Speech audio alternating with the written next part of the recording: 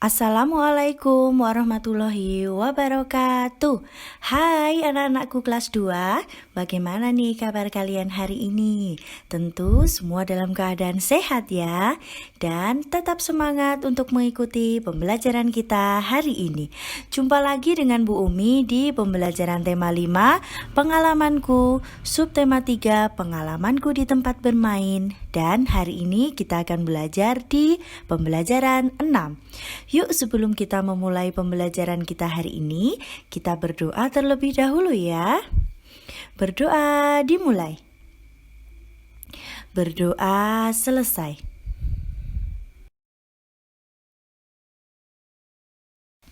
Untuk mengawali pembelajaran kita hari ini, Bu Umi mau membacakan sebuah puisi nih. Sebenarnya ini adalah sebuah lagu, tetapi Bu Umi akan membacakan lirik lagu ini menjadi sebuah puisi.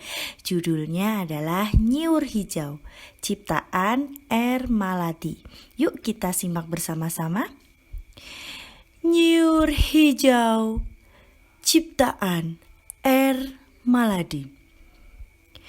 Nyiur hijau di tepi pantai, siar-siur daunnya melambai, padi mengembang, kuning merayu, burung-burung bernyanyi gembira, tanah airku tumpah darahku, tanah yang subur, kaya, makmur. Tanah airku, tumpah darahku, tanah yang indah, permai nyata. Nah, demikian tadi adalah lagu yang berjudul Nyiur Hijau yang Bu Umi bacakan liriknya menjadi sebuah puisi. Tentu kalian di rumah juga bisa berlatih untuk membaca puisi ini ya.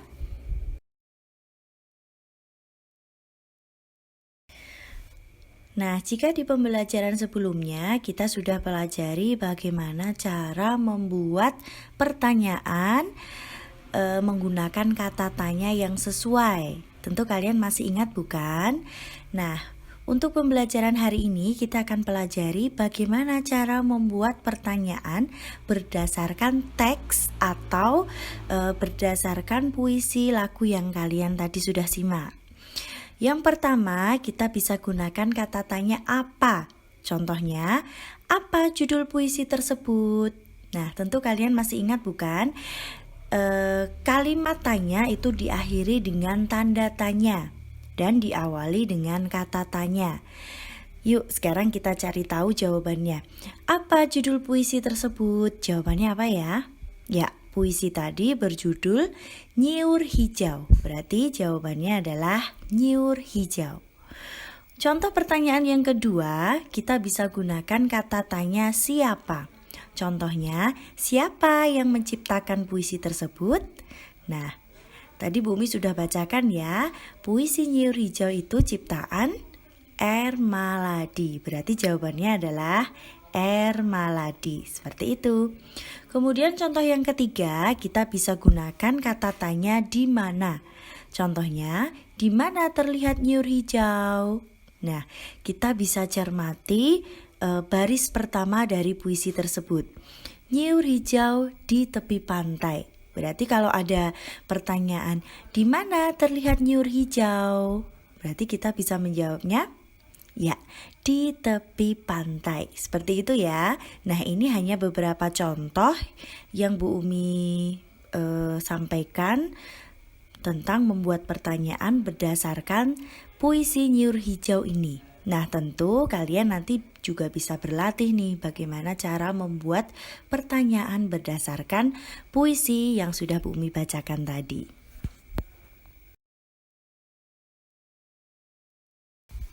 Untuk selanjutnya, kita akan cari tahu makna dari kosakata-kosakata baru yang terdapat dalam puisi yang berjudul Nyur Hijau tadi.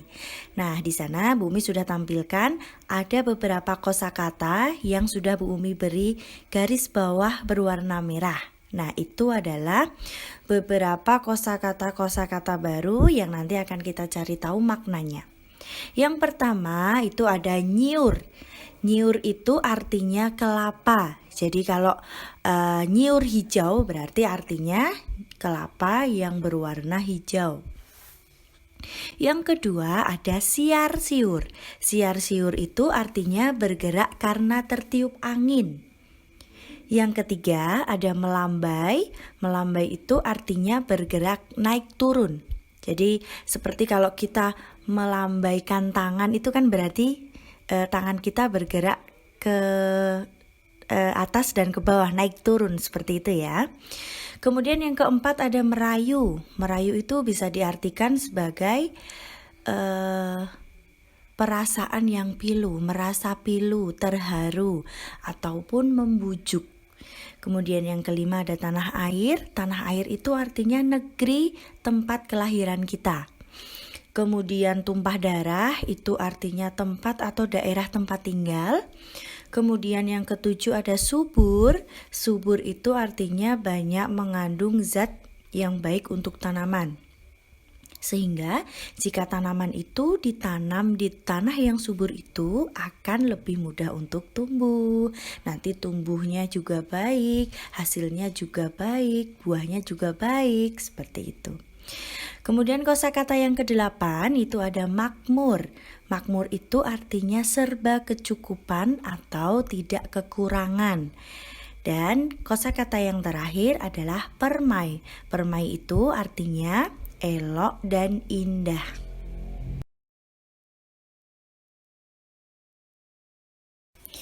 Yuk sekarang kita cermati gambar yang sudah Bu Umi tampilkan ya.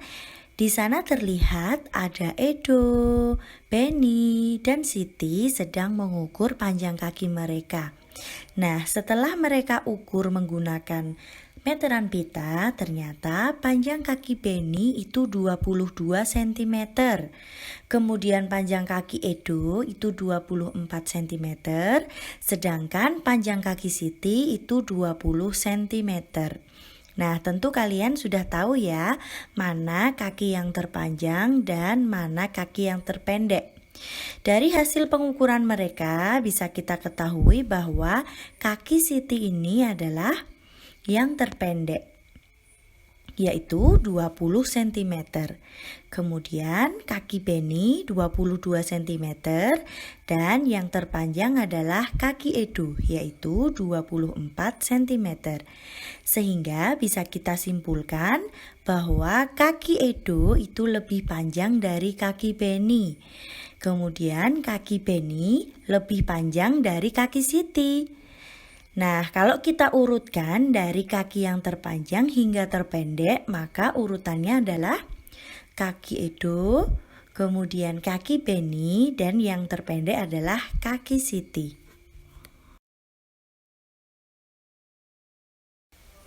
Nah, selanjutnya kita akan pelajari perilaku di sekolah yang sesuai dengan sila kelima Pancasila.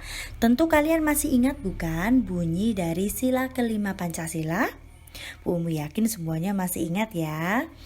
Bunyi dari sila kelima Pancasila itu adalah keadilan sosial bagi seluruh rakyat Indonesia.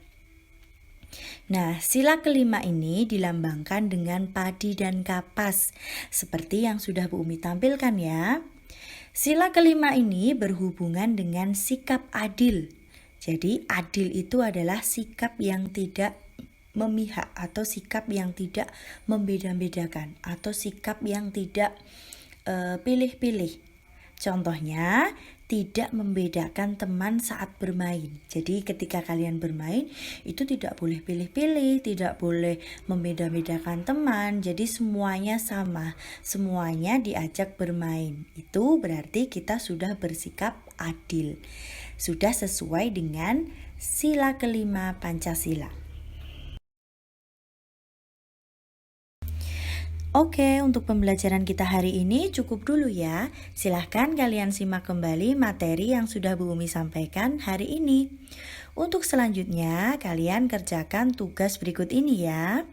Tugasnya adalah kalian ukur bagian tubuh kalian, yaitu panjang kaki, panjang lengan, dan lingkar pinggang kalian.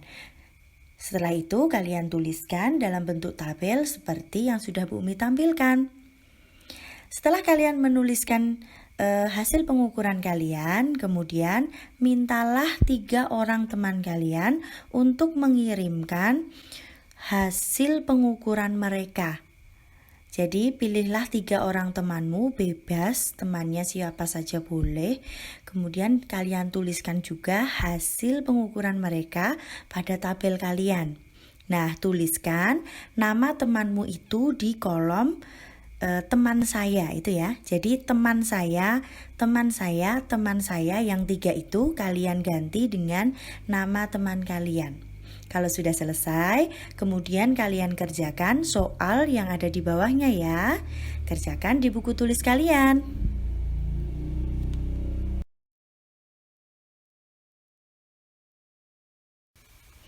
Terima kasih telah mengikuti pembelajaran Bu Umi hari ini ya. Kerjakan tugas dengan cermat dan selalu biasakan membaca buku di rumah. Jangan lupa tetap jaga kesehatan supaya esok hari kita masih diberikan kesempatan untuk berjumpa kembali, belajar bersama lagi di pembelajaran selanjutnya. Sampai jumpa. Bye-bye. Wassalamualaikum warahmatullahi wabarakatuh.